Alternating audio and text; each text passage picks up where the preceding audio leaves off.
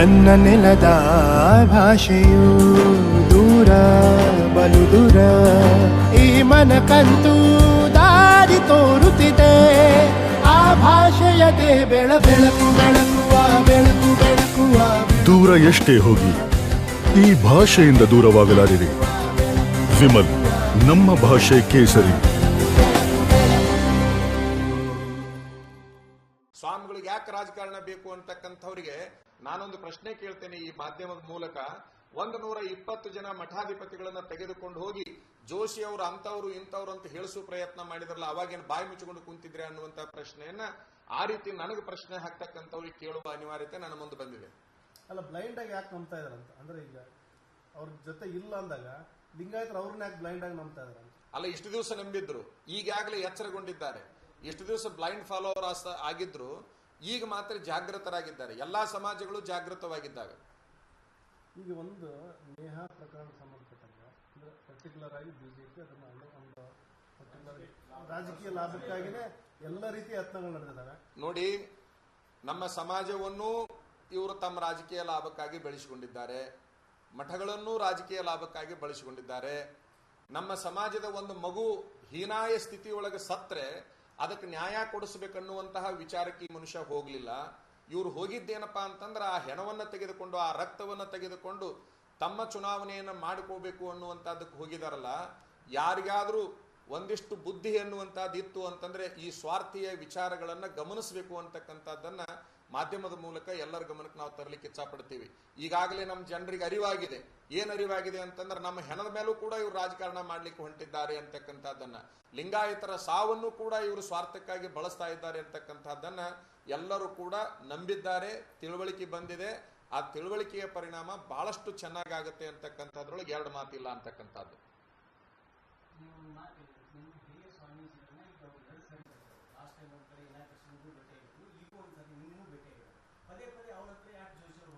ಪದೇ ಪದೇ ನಮ್ಮ ಸ್ವಾಮಿಗಳ ಹತ್ರನೇ ಯಾಕೆ ಹೋಗ್ತಾರಪ್ಪ ಅಂತಂದ್ರೆ, ನಾವು ಏನು ಕೊಡಬೇಕಾಗಿದೆ ಆ ಸಂದೇಶವನ್ನು ಸಮಾಜಕ್ಕೆ ಕೊಟ್ಟಿದ್ದೇವೆ. ಒಂದು ಮಠದಲ್ಲಿ ಎರಡನ್ನ ಮಾಡ್ತಕ್ಕಂಥದ್ದು ಯಾವಾಗಲೂ ಕೂಡ ಇದೇ ಕೆಲಸ ಮಾಡಿದ್ದಾರೆ ಇವರು. ಎಲ್ಲಿ ಒಂದಾಗ್ತಾ ಇದೆ ಅದನ್ನು ಎರಡು ಮಾಡುವಂತಹ ಕೆಲಸನೇ ಇವ್ರದೇ ಹೊರತಾಗಿ ನಮ್ಮ ಸ್ವಾಮಿಗಳ ಹತ್ರ 2 ಸಾರಿ ಹೋಗತಕ್ಕಂಥ ನಿಮಗೆ ಮಾನ ಮರ್ಯಾದೆ ಇತ್ತು ಅಂತಂದ್ರೆ ನಾ ಕೇಳ್ತೇನೆ, ಕೇಂದ್ರ ಸಚಿವರಾದಾಗ 1 ಸಾರಿ ಆದ್ರೂ ನಮ್ಮ ಸ್ವಾಮಿಗಳನ್ನ ಭೇಟಿ ಆದ್ರೆ ನಾನು ನಿಮ್ಮನ್ನು ಕೇಳ್ತಾ ಇರೋದು. ನಮ್ಮ ದೊಡ್ಡ ಸ್ವಾಮಿಗಳನ್ನ ನಿಮ್ಗೆ ಆತ್ಮಸಾಕ್ಷಿ, ಮಾನ ಮರ್ಯಾದೆ, ನಾಚಿಕೆ ಏನಾದ್ರೂ ಇದ್ರೆ ನಮ್ಮ ಸ್ವಾಮಿಗಳು ದರ್ಶನಕ್ಕೆ ಬರ್ಬೋದಾಗಿತ್ತು. ಸ್ವತಃ ಒಬ್ಬ ವ್ಯಕ್ತಿಯ ಕೆಲಸದ ನಿಮಿತ್ತ ಸ್ವಾಮಿಗಳು 1 ವಾರ ಗಂಟ್ಲೆ ಫೋನ್ ಮಾಡಿದ್ರು ಕೂಡ ಒಂದು ಫೋನ್ ರಿಸೀವ್ ಮಾಡದೇ ಇರ್ತಕ್ಕಂಥ ನೀವು ಯಾವ ಮುಖವನ್ನು ಇಟ್ಟುಕೊಂಡು, ಯಾವ ಮರ್ಯಾದೆಯನ್ನು ಇಟ್ಟುಕೊಂಡು ಆ ಸ್ವಾಮಿಗಳ ಹತ್ರ ಆಗಲೇ ಹೋಗ್ತಾ ಇದ್ದೀರಿ ಅನ್ನುವಂತ ಪ್ರಶ್ನೆಯನ್ನ ಇವತ್ತಿನ ದಿವಸ ಇಡೀ ನಾಡಿನ ಸಾರ್ವಜನಿಕರಿಗೆ ನಾನು ಪ್ರಶ್ನೆ ಕೇಳಬೇಕಾಗಿದೆ. ಅಂದ್ರೆ ನಾನು ಕೇಳ್ತಾ ಇರೋದು, ಚುನಾವಣೆ ಬಂತಂದ ಕೂಡಲೇ ಲಿಂಗಾಯತ ಮಠಗಳು ಬೇಕು, ಲಿಂಗಾಯತ ಸಮಾಜ ಬೇಕು, ಲಿಂಗಾಯತ ಸ್ವಾಮಿಗಳು ಬೇಕು, ಎಲ್ಲದೂ ಬೇಕು. ಚುನಾವಣೆ ನಂತರದಲ್ಲಿ ಗೆದ್ದು ಬಂದ ನಂತರದಲ್ಲಿ ಎಂದಾದ್ರೂ ಕೂಡ ಯಾವ ಮಠಕ್ಕೆ ನೀವು ಸ್ವತಂತ್ರವಾಗಿ ಹೋಗಿ ಭೇಟಿಯಾಗಿದ್ದೀರಿ, ಯಾವ ಸ್ವಾಮೀಜಿಗೆ ಹೋಗಿ ಸನ್ಮಾನ ಮಾಡಿದಿರಿ ಅಂತಕ್ಕಂಥದ್ದನ್ನ ನನಗೆ ಹೇಳಬೇಕು. ಈಗಾಗಲೇ ಆ ಕೆಲಸವನ್ನ ಮಾಡೋದ್ರಲ್ಲಿ ಯಶಸ್ವಿ ಆಗಿರಬಹುದು ಅಂತ ನಾನು ಅನ್ಕೊಳ್ತೇನೆ. ಚುನಾವಣಾ ಕಣದಿಂದ ಯಾವ ತಂತ್ರಗಾರಿಕೆಗಳು ನಡೆದು ನಮ್ಮನ್ನು ಹಿಂದಕ್ಕೆ ಸರಿಸ್ತಕ್ಕಂಥದ್ದನ್ನುವಂಥದ್ದು ನಮಗೆ ಈಗೂ ಗೊತ್ತಿಲ್ಲ. ಆದ್ರೆ ನಮ್ಮ ಗುರುಗಳು ಹಿಂದಕ್ಕೆ ತಕ್ಕೋಬೇಕು ಅನ್ನುವಂಥದ್ರಲ್ಲಿ ಅವರ ಒಂದು ಮಾತಿಗೆ ಬೆಲೆ ಕೊಟ್ಟು ನಾವು ಹಿಂದಕ್ಕೆ ಸರಿದಿದ್ದೇವೆ. ಆದ್ರೆ ನಾನು ಕೇಳ್ತಾ ಇರೋದು, ಮನೆ ತಾನೇ 1 ಸಾರಿ ಭೇಟಿಗೆ ಹೋಗಿ ಬಂದಿರತಕ್ಕಂಥವ್ರು ಇವರು ನಿನ್ನೆ ಮತ್ತೆ ಯಾಕೆ ಭೇಟಿಗೆ ಹೋದ್ರು ಅಂತಕ್ಕಂಥ ಪ್ರಶ್ನೆ. ಅಂದ್ರೆ ಗುರು ಶಿಷ್ಯರಲ್ಲಿ ಒಡಕುಂಟು ಮಾಡ್ತಕ್ಕಂಥ ಪಾಪದ ಕೆಲಸಕ್ಕೆ ಈ ಮನುಷ್ಯ ಕೈ ಹಾಕಿದ್ದಾನೆ ಅಂತಕ್ಕಂಥದ್ದನ್ನು ಈ ಸಂದರ್ಭದಲ್ಲಿ ಹೇಳಿಕ್ಕೆ ಇಚ್ಛಪಡ್ತೇನೆ. ಸನ್ಮಾನ್ಯ ಜೋಶಿ ಅವರೇ, ನಮ್ಮನ್ನಿಬ್ಬರನ್ನು ಕೂಡ ಅಗಲಿಸುವ ಹುಚ್ಚು ಸಾಹಸವನ್ನ ನೀವು ಕೈ ಹಾಕಿದ್ದೇಕರೆ, ಆದ್ರೆ ನೀವೇನು ದಾಂಪತ್ಯದಲ್ಲಿ ಇಬ್ಬರು ಗಂಡ ಹೆಂಡತಿ ಇರ್ತಿರ್ಲಿಲ್ಲ, ನಿಮ್ಮನ್ನ ಅಗಲಿಸುವ ಕಾಲ ಬಂದಿತ್ತು ಅಂತಕ್ಕಂಥದ್ದು ಸಮಾಜ ಅತಿ ಎಚ್ಚರ ವಹಿಸ್ತದೆ ಅಂತಕ್ಕಂಥದ್ದನ್ನ ಚೆನ್ನಾಗಿ ಅರ್ಥ ಮಾಡ್ಕೋಬೇಕು. ಗುರು ಶಿಷ್ಯರನ್ನ ಅಗಲಿಸುವುದು ಅಂತಂದ್ರೆ ಗಂಡ ಹೆಂಡರನ್ನ ಅಗಲಿಸಿದಂಗ. ಅಂತಹ ಪಾಪದ ಕೆಲಸಕ್ಕೆ ನೀವು ಇನ್ನು ಮುಂದೆ ಹಿಂದಕ್ಕೆ ಸರಿಬೇಕು ಅನ್ನುವಂಥದ್ದನ್ನು ಹೇಳಕ್ಕೆ ಇಚ್ಛಪಡ್ತೀನಿ ನಾನು. ಓಕೆ,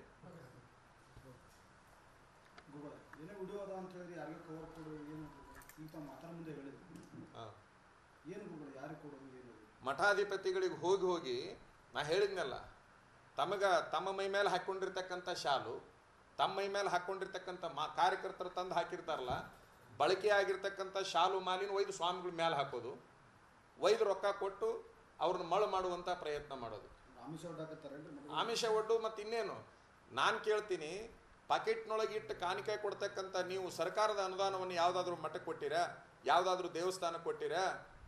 ಯಾವುದನ್ನೂ ಕೊಟ್ಟಿಲ್ಲ.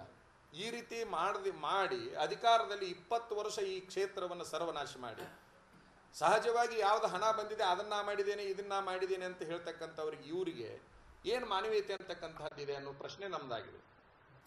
ಬಂದ ನಂತರದಲ್ಲಿ ಹೋರಾಟವನ್ನು ಪ್ರಾರಂಭ ಮಾಡಿದ ನಂತರದಲ್ಲಿ ಸ್ವತಃ ನಾವೇ ಅಭ್ಯರ್ಥಿ ಆಗಿರುವಂಥ ಸಂದರ್ಭದಲ್ಲಿ ಬಹುಶಃ ಧಾರವಾಡ ಮತಕ್ಷೇತ್ರ ವ್ಯಾಪ್ತಿಯೊಳಗೆ ಬಹಳಷ್ಟು ಸಂಘ ಸಂಸ್ಥೆಗಳು ಬೆಂಬಲವನ್ನು ಕೊಟ್ಟು, ರೈತ ಸಂಘದವರು ಬೆಂಬಲವನ್ನು ಕೊಟ್ಟರು, ಬೇರೆ ಬೇರೆ ವ್ಯಕ್ತಿಗಳು ಬೆಂಬಲವನ್ನು ಕೊಟ್ಟರು.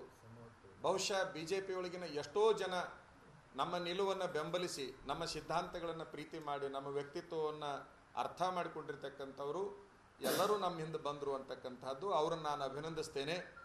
ನಿಮ್ಮೆಲ್ಲರ ಅಭಿಮಾನ ಯಾವುದ್ರ ಮೂಲಕ ವ್ಯಕ್ತ ಆಗಬೇಕು ಅಂತಂದರೆ ಜೋಶಿ ಅವ್ರನ್ನ ಸೋಲಿಸೋದ್ರ ಮೂಲಕ ವ್ಯಕ್ತ ಆಗಬೇಕು ಅಂತಕ್ಕಂಥದ್ದನ್ನು ನಮ್ಮ ಹಿಂಬಾಲಕರಿಗೆ ನಾವು ಹೇಳಲಿಕ್ಕೆ ಇಚ್ಛಪಡ್ತೇವೆ.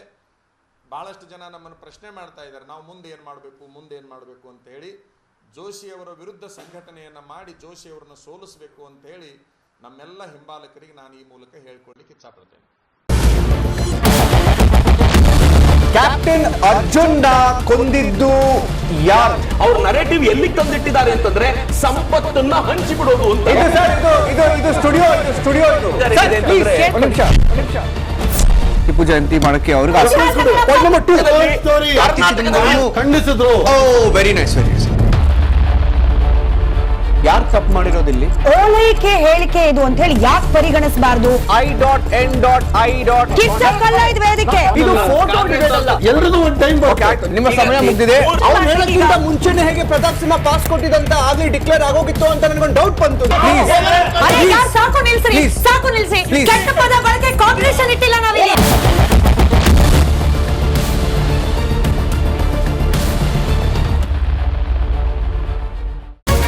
ರಿಪಬ್ಲಿಕ್ ವರ್ಡ್ ಆಪ್ ಇದು ಕೇವಲ ಅಪ್ಲಿಕೇಶನ್ ಅಲ್ಲ, ಸಮಗ್ರ ಸುದ್ದಿಗಳ ಸಂಪರ್ಕ ಮಾರ್ಗಕ್ಕೆ ಕ್ರಾಂತಿಕಾರಿ ಬದಲಾವಣೆ.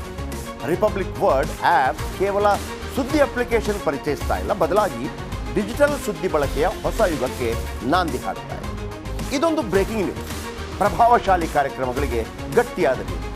ಇಲ್ಲಿ ಕೇವಲ ತಾಜಾ ಸುದ್ದಿ, ಅದರ ನೇರ ಪ್ರಸಾರ ಮತ್ತು ಚರ್ಚೆಗಳಿಗೆ ಮಾತ್ರ ಅವಕಾಶ.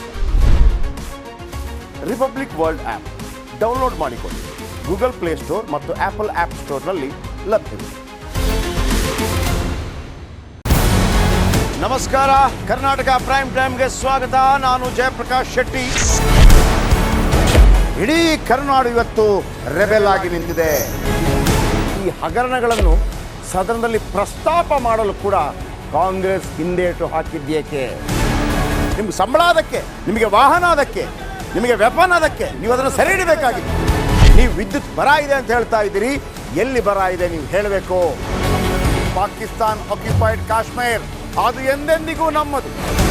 40 ಮೆಷಿನ್ಗಳು ತಂದಿತ್ತು ನೋಟ್ ಎಣಿಸುವುದಕ್ಕೆ, ಅದೇ ಹಾಳಾಯಿತು. ಮಥುರಾದ ಗಲಾಟೆ ಇದೆಯಲ್ಲ, ಅದು ಸ್ಥಳೀಯವಾಗಿ ಕೂತು ಪರಿಹರಿಸಬಹುದಾದಂಥ ಕಾನೂನಿದೆ. ಗ್ಯಾರಂಟಿ ಯೋಜನೆಯಿಂದ ನಷ್ಟ ಆಗಿದೆ, ಲಾಭ ಆಗಿದೆ, ದಯವಿಟ್ಟು ಹೇಳಿ. Dawood Ibrahim most wanted criminal ಯಾವಾಗಾದ ಅಂದರೆ ಇಲ್ಲಿ ತನಕ ಭಾರತ ದೇಶದಲ್ಲಿ ಓರ್ವ ದಲಿತ ಪ್ರಧಾನಿಯಾದಂಥ ಇತಿಹಾಸವೇ ಇಲ್ಲ. ರಿಪಬ್ಲಿಕ್ ವರ್ಲ್ಡ್ ಆಪ್ ಇದು ಕೇವಲ ಅಪ್ಲಿಕೇಶನ್ ಅಲ್ಲ, ಸಮಗ್ರ ಸುದ್ದಿಗಳ ಸಂಪರ್ಕ ಮಾರ್ಗಕ್ಕೆ ಕ್ರಾಂತಿಕಾರಿ ಬದಲಾವಣೆ. ರಿಪಬ್ಲಿಕ್ ವರ್ಲ್ಡ್ ಆಪ್ ಕೇವಲ ಸುದ್ದಿ ಅಪ್ಲಿಕೇಶನ್ ಅನ್ನ ಪರಿಚಯ ಮಾಡ್ತಾ ಇಲ್ಲ, ಬದಲಾಗಿ ಡಿಜಿಟಲ್ ಸುದ್ದಿ ಬಳಕೆಯ ಹೊಸ ಯುಗಕ್ಕೆ ನಾಂದಿ ಹಾಡ್ತಾ ಇದೆ. ಇದೊಂದು ಬ್ರೇಕಿಂಗ್ ನ್ಯೂಸ್, ಪ್ರಭಾವಶಾಲಿ ಕಾರ್ಯಕ್ರಮಗಳಿಗೆ ಗಟ್ಟಿಯಾದ ವೇದಿಕೆ. ರಿಪಬ್ಲಿಕ್ ವರ್ಲ್ಡ್ ಅಪ್ಲಿಕೇಶನ್ ಈಗ ಲೈವ್ ಆಗಿದೆ. ಗೂಗಲ್ ಪ್ಲೇಸ್ಟೋರ್ ಮತ್ತು ಆಪಲ್ ಆಪ್ ಸ್ಟೋರ್ ಎರಡರಲ್ಲೂ ಲಭ್ಯವಿದೆ. ಈಗಲೇ ಡೌನ್ಲೋಡ್ ಮಾಡಿ.